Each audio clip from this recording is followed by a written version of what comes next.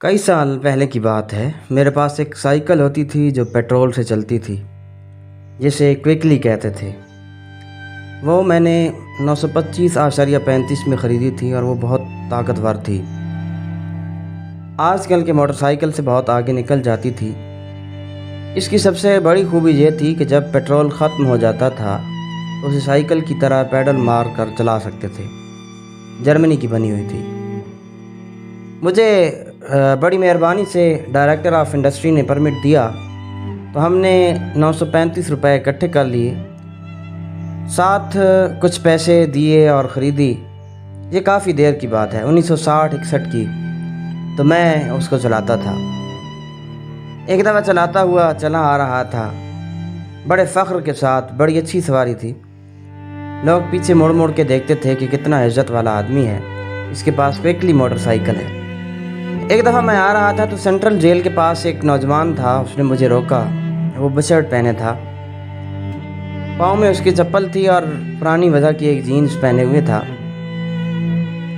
اس نے کہا، جی مجھے آپ جتنی دور تک بھی لے جا سکتے ہیں لے جائیں۔ میں نے کہا ٹھیک ہے، آئیے بیٹھیے۔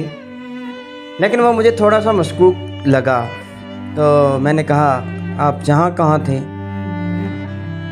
تو اس نے کہا، جی میں اپنے کچھ کاغذات لینے آیا تھا جہاں سے، جیل سے۔ میں پرسوں رہا ہوا تھا مگر میں اپنی چٹ بھول گیا تھا، پتہ نہیں کیا چیز تھی۔ میں نے کہا یہاں آپ قید تھے؟ کہنے لگا ہاں جی، میں بہت مشہور جیب تراش ہوں، گرا کٹ یعنی جیب کترا۔ وہ کہنے لگا جی میرا علاقہ جو ہے وہ مصری شاہ ہے۔ مصری شاہ ایک علاقہ ہے لاہور کا، میں وہاں کا ہوں۔ مجھے پکڑ کر انہوں نے زبردستی مقدمہ کر دیا میرے اوپر، حالانکہ میرے خلاف لوگوں کی گواہیاں بھی نہیں تھیں۔ میں نے کہا تم گرا کٹ یعنی جیب کترے ہو تو صحیح؟ کہنے لگا ہاں ہوں تو صحیح، لیکن اس مقدمے میں میرے ساتھ بے انتہا ناانصافی ہوئی اور مجھے 9 مہینے کی سزا دے دی، تو میں 9 مہینے کی سزا پوری کر کے اب گھر جا رہا ہوں۔ میں نے کہا اچھا پھر تو آپ بڑے معزز آدمی ہیں، جب آپ نے شرافت کے ساتھ، دیانتداری کے ساتھ یہ سارا واقعہ سنایا ہے، آپ بیٹھیں۔ وہ پیچھے بیٹھ گیا تو ہم چلتے رہے۔ جب ہم فیروز پور روڈ پر پہنچے، جہاں فیروز پور روڈ کے آگے جا کر لٹن روڈ میں تبدیل ہو جاتی ہے، تو وہاں پر جا کر اس نے کہا آپ ادھر سے چلیں ٹیمپل روڈ کی طرف سے۔ میں ادھر چلا آگے، درمیان میں پہنچے، اس سڑک پر تو سپاہی کھڑا تھا، سیٹی بجا کے روک لیا۔ تو اس نے کہا یہ تو 1 وے ہے۔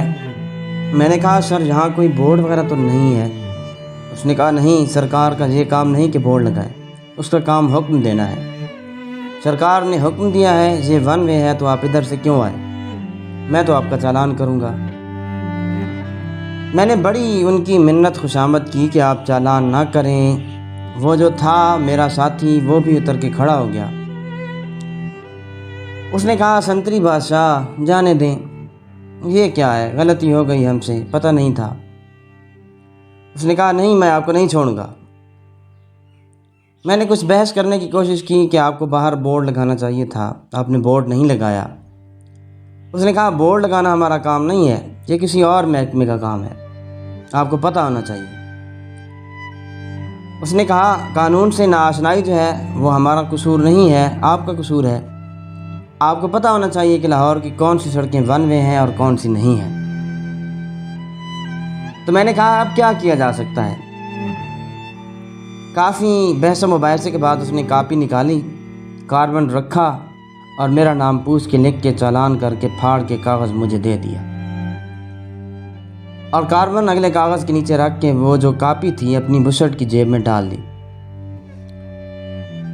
اب وہ جو میرا ساتھی تھا وہ بیچارہ ظاہر ہے بڑا پریشان ہوا کہ میری وجہ سے یہ ہوا، تو اس نے ہاتھ باندھ کر کہا سنتری بادشاہ یہ صاحب کا قصور نہیں ہے، یہ میرا قصور ہے، میں ان کو اس طرف لے آیا تھا تو آپ ان کو خدا کے واسطے معاف کر دیں۔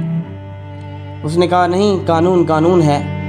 وہ میرا ساتھی اس کے گلے لگ کے جپھی ڈال کے پھر کھسک کے نیچے پاؤں میں بیٹھ گیا، پاؤں سے پھر اونچا اٹھا، پھر اس کو دیے خدا کے واسطے۔ اس نے پرے دھکیل دیا۔ تو اس نے کہا ٹھیک ہے تمہاری مرضی، کوئی بات نہیں۔ سپاہی نے بتا دیا کہ فلاں مجسٹریٹ کی عدالت میں بدھ کے روز حاضر ہونا ہے۔ میں نے کہا ٹھیک ہے۔ جب پھر میں سوار ہو کر موٹر سائیکل چلانے لگا تو ہم دونوں ہی بڑے پژمردہ تھے۔ پھر اس نے کہا مجھے بھاٹی کی طرف لے کر چلیں۔ میں نے کہا ٹھیک ہے، جہاں چاہو لے چلو، پھر وہاں سے میں اپنا کوئی بندوبست کر کے چلا جاؤں گا۔ تو جب میں بھاٹی پہنچا تو اس نے کہا میں آپ کا بڑا شکر گزار ہوں، آپ نے بڑی محبت کے ساتھ، محنت کے ساتھ اور بڑی دید کے ساتھ مجھے یہاں تک پہنچایا۔ میں نے کہا کوئی بات نہیں، اور اس نے کہا میں آپ کی خدمت میں کیا شکرانہ پیش کروں۔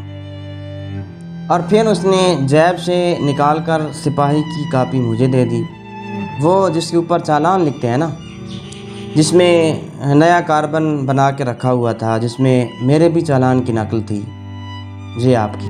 جب وہ جپھی ڈال رہا تھا اس کے نیچے اوپر ہو رہا تھا، اب گرا کٹ یعنی جیب کترے کا کمال تھا۔ انہوں نے کہا جی یہ میری یادگار آپ رکھیں، سارے چالان پاس رکھیں۔